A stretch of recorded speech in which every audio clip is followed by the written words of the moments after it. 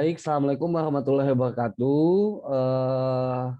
Halo adik-adik semua, pada kesempatan kali ini bertemu lagi dengan saya ya. Pada kesempatan kali ini kita akan membahas materi responsi pertemuan ke-12 ya, ke-11 ya, maaf ke-11 tentang penawaran tenaga kerja ya. Untuk dua pertemuan minggu lalu kita membahas tentang yang namanya permintaan tenaga kerja oleh perusahaan. Nah, jadi pertemuan ke-11 ini kita akan membahas aspek mengenai penawaran tenaga kerja ya. Adik-adik semua sudah mendapatkan, saya kira sudah mendapatkan materi mengenai penawaran tenaga kerja di kelas kuliahnya masing-masing ya. Jadi pada kesempatan kali ini di kelas responsi kita akan fokus membahas mengenai beberapa soal yang berkaitan dengan teori penawaran tenaga kerja ya.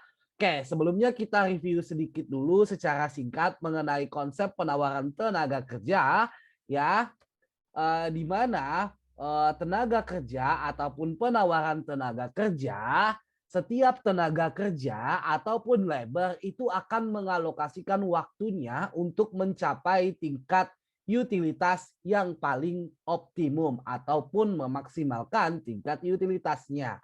Ya, di mana alokasi berarti kalau dia labor yang di mana dia memiliki utilitas yang maksimum pada saat atau pada kondisi mampu mengalokasikan waktunya untuk bekerja ataupun untuk beristirahat atau santai dengan kondisi yang terbaik gitu ya.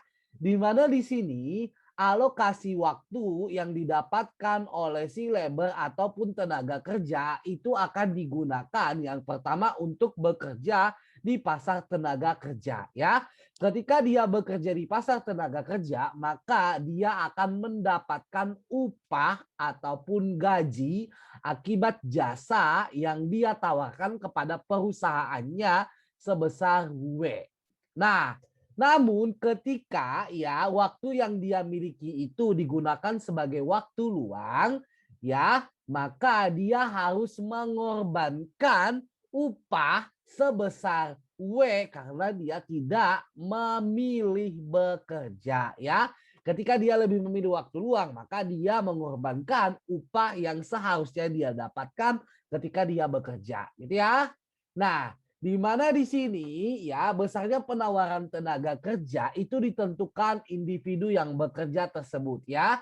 Di mana dalam keputusannya keputusan untuk berapa banyak waktu yang mereka gunakan untuk bekerja ataupun berapa waktu yang mereka gunakan untuk waktu luang ya oleh tenaga kerja itu mempertimbangkan atau keputusannya itu mempertimbangkan utilitas yang akan mereka peroleh gitu ya. Oke. Nah, di mana tadi kita mengetahui bahwasannya ya fungsi utilitas dari setiap konsumen ataupun setiap tenaga kerja itu pasti tergantung terhadap waktu dia bekerja ataupun waktu dia untuk istirahat. Ya, di mana C di sini itu adalah consumption ya, konsumsi. Kenapa? Karena waktu dia bekerja itu tujuannya digunakan untuk memenuhi kebutuhan konsumsi dia. Jadi sebenarnya C ini adalah identifikasi atau transmisi dari penggunaan ya L ataupun bekerja oleh si tenaga kerja untuk kegiatan konsumsinya gitu ya. Jadi ini merupakan konsumsi ini transmisi dari L ya yang dilakukan oleh si labornya. Kalau H itu adalah waktu santainya ya ataupun waktu luang yang dimiliki oleh tenaga kerja. Nah, sedangkan kendalanya itu adalah C di mana C itu adalah N plus WL ya. Di mana di sini C itu adalah consumption sedangkan W itu adalah upah dan L itu adalah waktu kerja ya. Di mana di dalam fungsi kendala itu terdapat fungsi kendala yang lainnya, yaitu keterbatasan waktu di dalam satu hari. Nah, di dalam satu hari, waktu maksimum yang dimiliki oleh si tenaga kerja itu cuma 24 hari. Maka waktu bekerja dia ditambah dengan waktu santainya, L itu adalah waktu bekerja ditambah dengan H itu adalah waktu luangnya, itu harus sama dengan 24 karena satu hari itu ya maksimal ataupun total jam yang tersedia itu adalah 24 jam. Gitu ya. Oke, sedangkan N itu adalah pendapatan dari si tenaga kerja tanpa dia bekerja ya. Pendapatan ini maksudnya gimana? Nanti contohnya adalah warisan ya dan lain-lain sebagainya yang dimana dia bisa mendapatkannya tanpa dia bekerja. Oke. Nah, berdasarkan tadi kita mengetahui maksimisasinya adalah U sama dengan fungsi C dan H ya. Sedangkan kendalanya C sama dengan N plus W dikali L dan L plus H sama dengan 20 ya. Maka pada konsep ini kita bisa membuat untuk mengkomplekskan fungsi kendalanya karena di sini fungsi kendalanya ada dua ya di dalam penawaran tenaga kerja. Maka di sini kita bisa membuat, karena di sini ada sinyal L, maka dari L plus H sama dengan 24 itu bisa kita transmisikan menjadi L sama dengan 24 min H ya. Di mana tadi fungsi kendalanya awalnya adalah C sama dengan ya WL plus N, di mana di sini ada L, maka kita masukkan nilai dari L-nya sama dengan 24 dikurangi dengan H. Sehingga fungsi kendala ya finalnya dari fungsi kendala tenaga kerja ataupun penawaran tenaga kerja itu menjadi C sama dengan W dikali 24 min H plus N. Ya. Oke, bagaimana cara menentukan alokasi waktu yang optimal dari si tenaga kerja untuk meluangkan waktunya ataupun menyediakan waktunya untuk bekerja serta menyediakan waktunya untuk waktu luang ataupun bersantai gitu ya.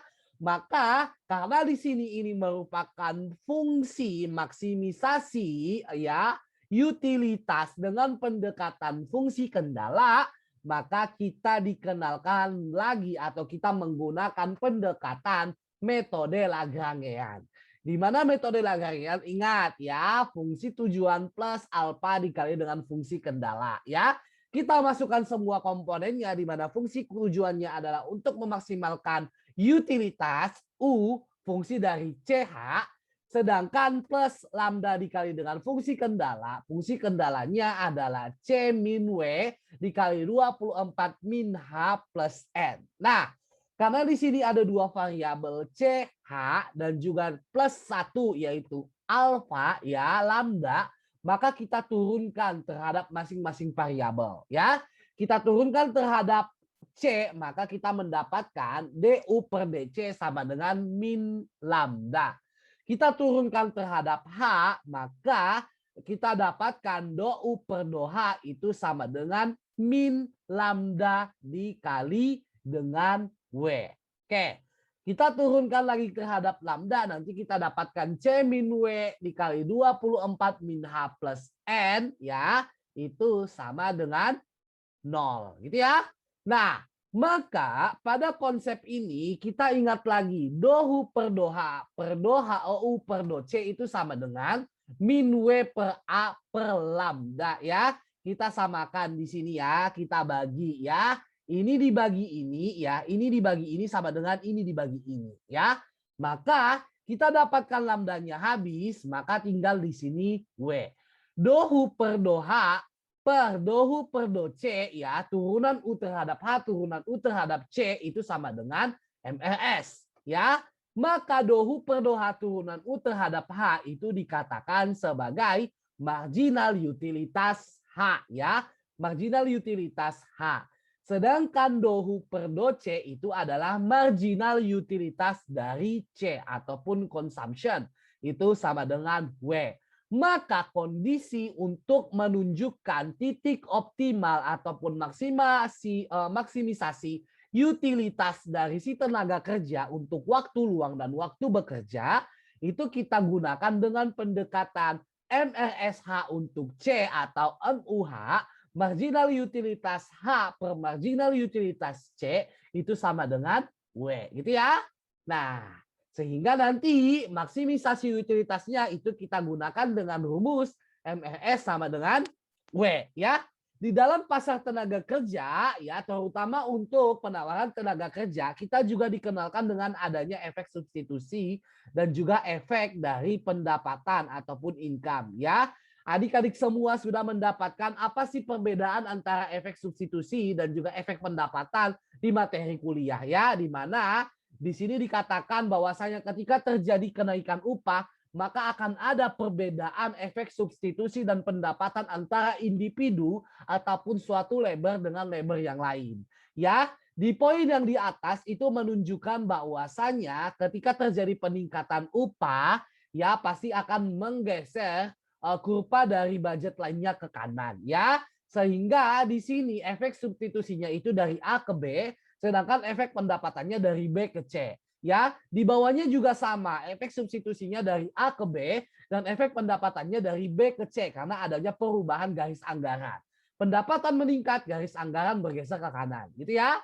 Nah, dalam konsep ini kalau dia yang di atas ini menunjukkan bahwasannya efek dari substitusinya itu lebih besar daripada efek pendapatannya, ya.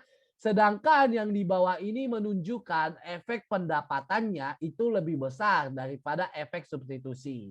Nah, ini tidak akan saya jelaskan lebih detail ya, karena saya rasa adik-adik semua sudah mendapatkan ini di teori ataupun di kuliah mikroekonomi 2 dengan dosen kuliah masing-masing, gitu ya. Oke, nah sekarang kita masuk ya, kita mencoba membahas beberapa contoh soal yang berkaitan dengan konsep penawaran tenaga kerja ya.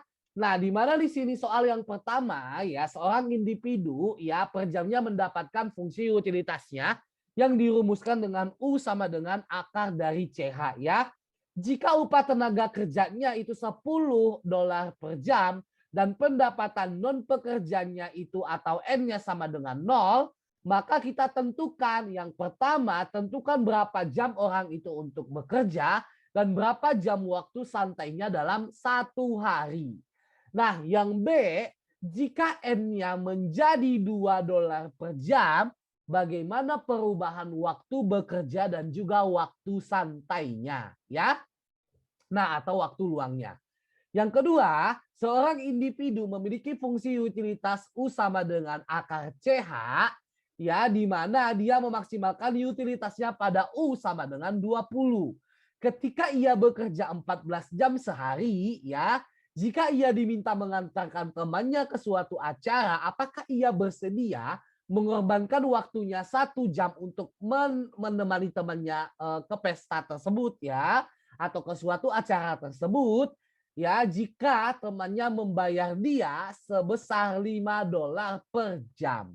Oke, nah coba kita jawab soal yang pertama. Di sini kita mengetahui bahwasannya fungsi utilitasnya itu sama dengan akar CH.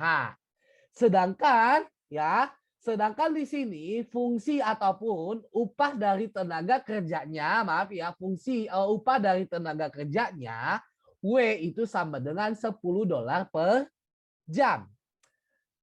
Dari soal yang pertama, ini juga kita dikasih informasi bahwasannya pendapatan non pekerjanya atau dinotasikan sebagai N itu sama dengan 0. Ya, kita disuruh menentukan berapa jam orang itu bekerja dan berapa jam waktu santainya dalam satu hari.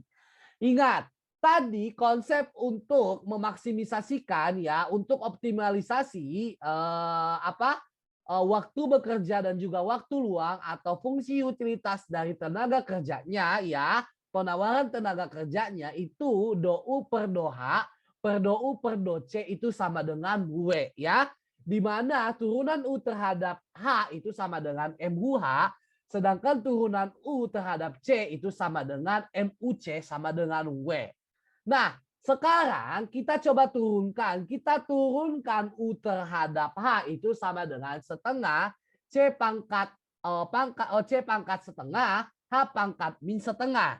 Sedangkan turunan U terhadap C itu sama dengan setengah C pangkat min setengah H pangkat setengah sama dengan W ya. Sekarang kita masukin W-nya sama dengan 10 ya. Di sini setengahnya habis, C-nya pindah ke atas, sedangkan H-nya pindah ke bawah. Maka kita dapatkan C per H itu sama dengan 10. Kita kali silang ya. Maka nilai dari C itu sama dengan 10H. Nah, setelah kita mendapatkan nilai dari C sama dengan 10H, sedangkan tujuan kita adalah untuk menentukan berapa dia waktu luang dan juga waktu bekerja dari si tenaga kerjanya. Ingat kembali tadi ya, fungsi dari kendalanya adalah C sama dengan W dikali 24 min H plus N ya. Di mana di sini C-nya itu sama dengan 10H ya, sedangkan upahnya sama dengan 10 dikali 24 min H plus N-nya sama dengan 0 ya. Kita selesaikan 10H sama dengan 10 dikali 224 itu sama dengan 240. 10 dikali min H sama dengan min 10H plus 0 ya. H ketemu H berarti 10 min H ya. Di sini seharusnya plus H ya, di sini seharusnya plus H ya. Itu sama dengan 240. Maka 10 ditambah 10 menjadi 20H sama dengan 240 ya. Di mana H di sini itu adalah waktu santainya, maka waktu santainya itu adalah 12 jam per hari ya. Di mana tadi untuk dia fungsi dalam satu hari itu kita memiliki 24 jam yang digunakan untuk bekerja dan juga waktu santai. L itu adalah waktu bekerja, sedangkan H itu adalah waktu santai. L plus H itu sama dengan 24 jam ya. Waktu bekerja plus waktu luang kita satu hari itu totalnya 24 jam ya. Maka di sini kita masukkan nilai H-nya 12 jam, maka L plus 12 itu sama dengan 24. Maka L sama dengan 24 dikurangi dengan 12, maka waktu bekerja kita dalam satu hari adalah 12 jam ya. Maka waktu bekerja di sini kita simpulkan waktu bekerja dan waktu bersantai pekerja ataupun orang tersebut di dalam soal yang pertama itu sama dengan 12 jam. Sama-sama 12 jam. Oke, sekarang kita lanjut soal yang nomor B-nya. Di mana di soal B di situ diketahui ya jika N itu menjadi $2 per jam. Bagaimana perubahan waktu bekerja dan juga waktu santainya ya? Pasti kalau secara teori ya ketika pendapatan tidak bekerja kalian itu semakin tinggi ya, maka pasti dong kalian akan mengurangi waktu bekerja kalian ya. Kalian gunakan untuk membeli waktu santainya atau waktu luangnya. Ya, sekarang coba kita buktikan. Di mana tadi kita ingat ya, fungsi unitasnya sama dengan U akar CH ya. Sedangkan di sini upahnya sama dengan $10 per jam. N-nya menjadi $2 per jam yang awalnya tadi $0 per jam ya, tidak ada pendapatan non labornya. Nah, maka di sini karena kita menyamakan time-nya ya waktu bekerja dia atau dalam satu hari dia memiliki 24 jam, maka ya pendapatan non labor dia ya dalam satu hari itu sama dengan $2 dikali satu hari 24 jam.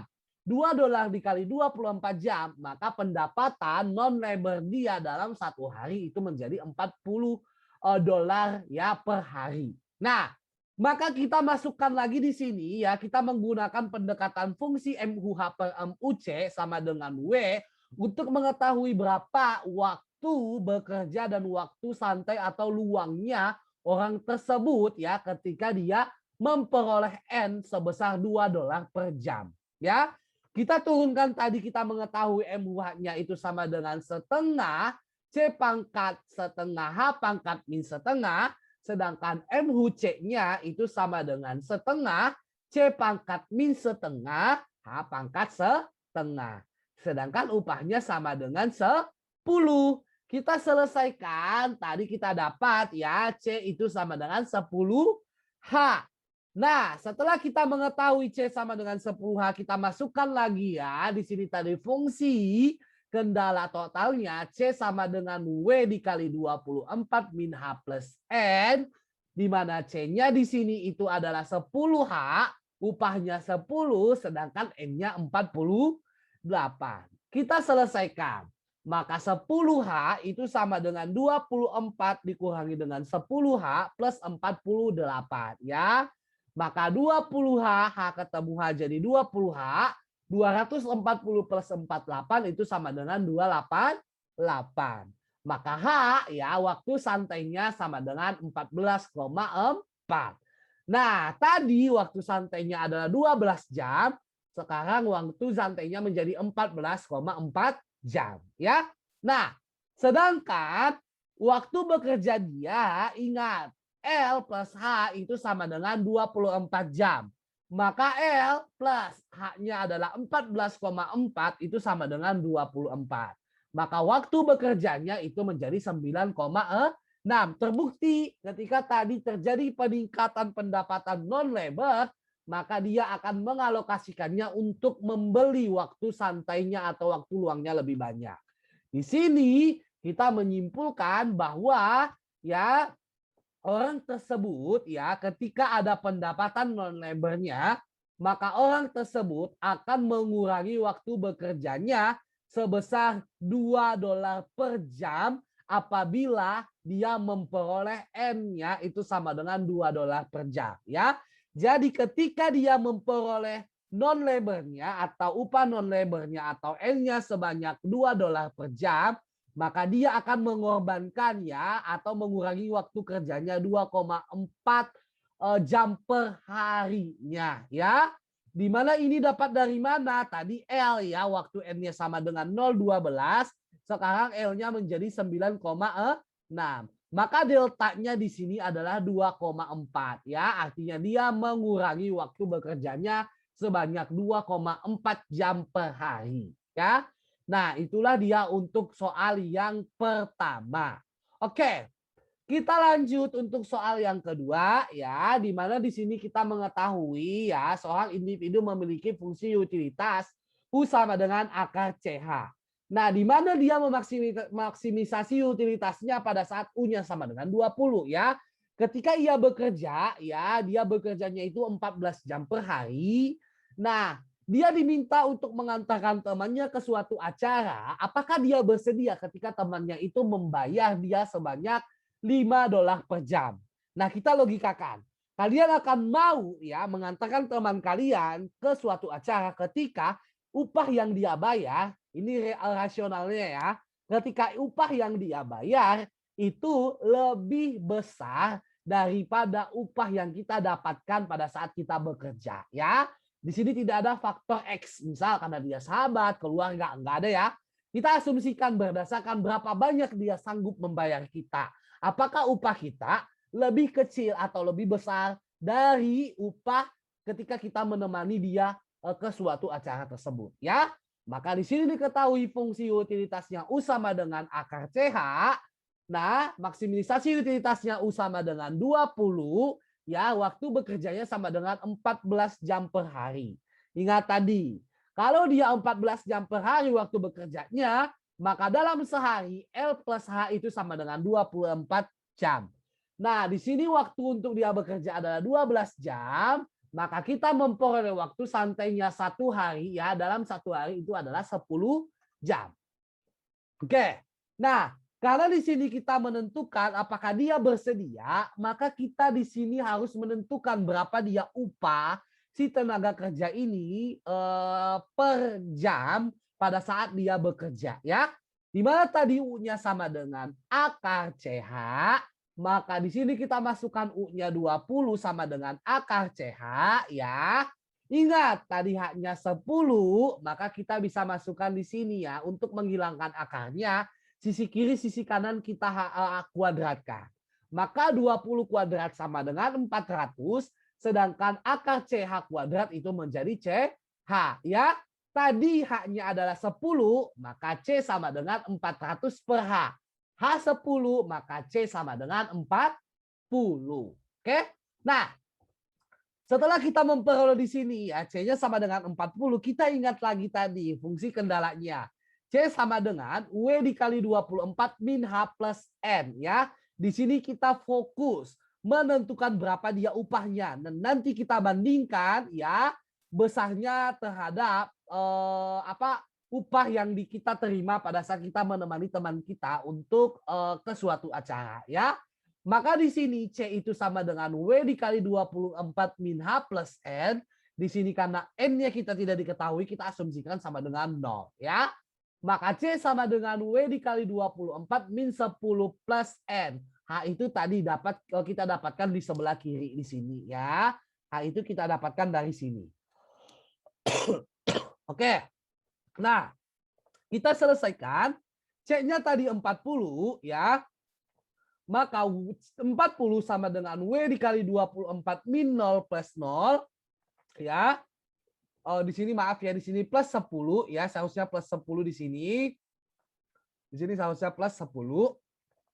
Maka kita kalikan.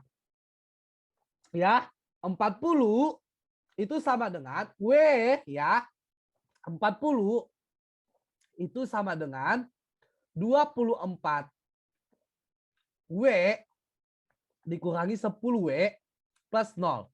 24 dikurangi 10 itu menjadi 14 ya, atau 24 kurang 10 14. Dikali W 14W, oke? Itu sama dengan 40.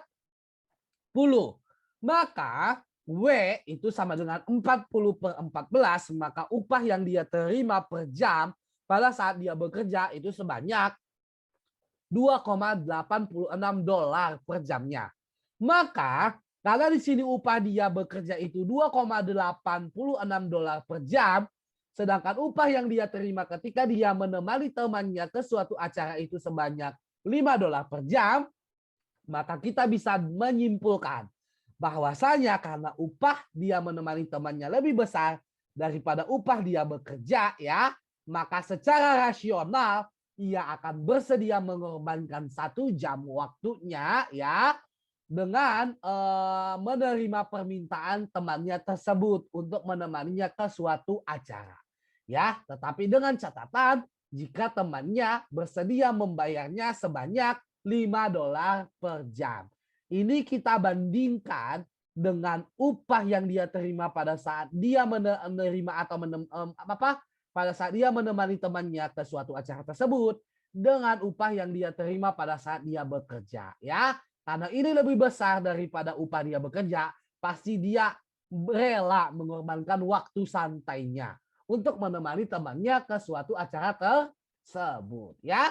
Nah, itulah dia beberapa ya bentuk soal yang menggambarkan tentang penawaran tenaga kerja, di mana di dalam penawaran tenaga kerja itu kita fokus menganalisis berapa banyak waktu ya yang dia korbankan ataupun berapa banyak optimalisasi waktu dari si tenaga kerjanya untuk bekerja dan juga untuk waktu luangnya. Oke?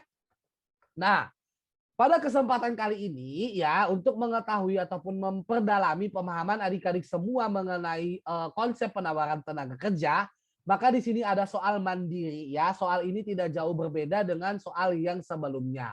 Di mana di sini fungsi utilitasnya sama dengan C pangkat 0,6 H pangkat 0,6 ya. Upahnya itu $10 per jam.